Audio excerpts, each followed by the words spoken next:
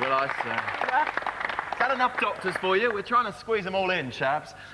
Mel? What about some UFOs, people? Fancy a bit of that? Ooh. Absolutely. Well, I did tell you my sighting earlier on, which as I was saying it, I thought no one's ever going to believe me. But I swear to you, it was absolutely true. And I'm going to ask an expert all about it right now. Please welcome the lovely Malcolm Robinson.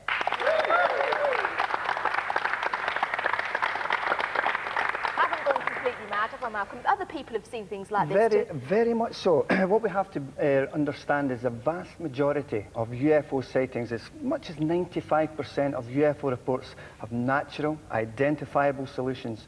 And basically, we're only talking about a small 5% that we can't explain, but it's that 5%, it's so mysterious, so baffling that people like myself and my colleagues in the United Kingdom and world over are trying to get an understanding what that 5% is.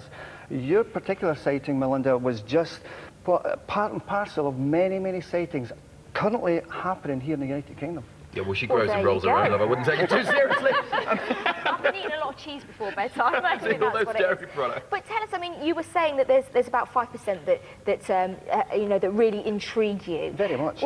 So what's your understanding on this? As somebody who studied this, where do you think it's going to? Well, to be honest with you, I started off very, very sceptical. I started off to disprove ghosts, poltergeists, UFOs, but it's like anything else. Once you get your hands dirty, once you do the investigation, there is no smoke without fire. There is clearly something very real, something very tangible occurring, and I'm totally convinced there's something real's happening. I mean, it sort of reached fever pitch with the public, the general public, didn't it, around the time of the millennium? When, I mean, you were burying yourself underground with some sort of cult, weren't you? But I mean, the rest of us were more concerned with the skies, and getting whipped up into a frenzy about that. So there's no sign of our sort of obsession with it abating. There are a couple of instances I want to bring up, because I know you've brought in some cheeky little snaps with you today. If we can go first to the artist impression of... Now, this was Craig Lusker, the Craig Lusker Reservoir near Dunfermline, and this was as recent as 1994. That's correct. Okay, I think you can see now, that's the artist impression. Now, that looks pretty red brick and text, but that looks like a throwback to Flash Gordon or something of the 1960s. It probably does, but very briefly, what happened here, the gentleman concerned, Ian McPherson, was down at this reservoir to take photographs of the reservoir, which he was going to paint afterwards. And as he was there, he heard a strange buzzing, resonating sound, and he went, well, what's that? And it was like the buzzing sound that you get off electricity pylons, and he looked round, and about 200 or 300 yards away was this large disc-shaped object, which you see on screen just now, and he was baffled.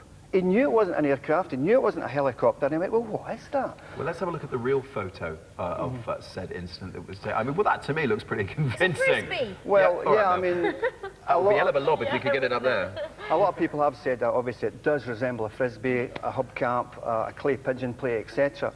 But we've had these photographs analysed here in the United Kingdom and also in America, and the research coming back from America clearly states that it's not a hubcap or anything else of that nature. It's truly unidentified. How many of these sightings are down to the military? Because you hear this quite often, don't you, that it's, it's new technology that they're trying out and obviously they don't want us to know about. Yeah, I mean, I mentioned 5% that we can't explain. I would say 3% of that is possibly our own black budget technology, the stealth aircraft, the Aura aircraft, etc. I think there's a lot that the military machine are not telling Joe public, and any ground-based observer looking into the sky sees something mysterious, and it's our own technology, so we have to bear that in mind. Absolutely. What we're seeing now is the underside of another sighting at the Polmont Reservoir. That's near Grangemouth. That was 1991, so just 12 years ago. That's correct. That looks a little bit more Spielberg. That's the kind of UFO I'd like to see. Do you know what I mean? I mean, this particular shot was taken, as you say, in 1991, and very briefly, two gentlemen were standing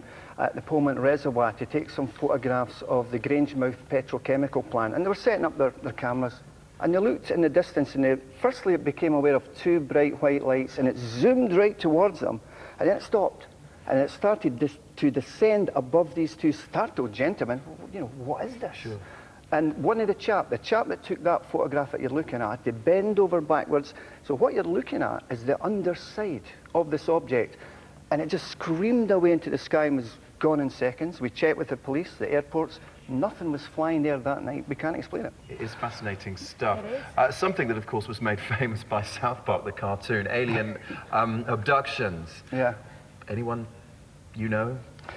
Well, as I say, I started off to disprove these subjects. Along comes a case that took off the proverbial sceptical fence. Very briefly, it's a major case. Two gentlemen were driving from Edinburgh, Gary Wood and Colin Wright, to a small village called Turbrax in West Lothian. When you leave the outskirts of Edinburgh, it's a very barren, desolate, you know, countryside. The odd cottage popped on the hillside. And they're just driving down the road, and then suddenly they became aware of this black disc-shaped object hovering about 20 feet above the surface of the road. And they're looking at this and went, this is not an aircraft. This is not a helicopter. These guys are sincere chaps. What is this?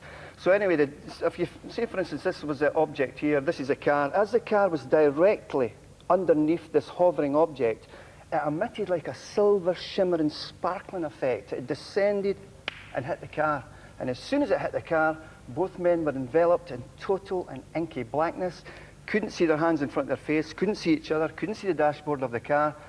Seconds later, or what appeared to them to be seconds later, they drove to their destination. They were an hour and a half late. The occupants of the house is, where have you been? They found all the time, doesn't it? Incredible. Dodgy minicabs. That is fascinating stuff. That is amazing. It's also reassuring to know that we have sightings in this country, and it's not just in America's Midwest, where there are people still pointing at planes. Do you know what I mean? Yeah. No, it's been an absolute pleasure. Thank you very much, ladies and gentlemen.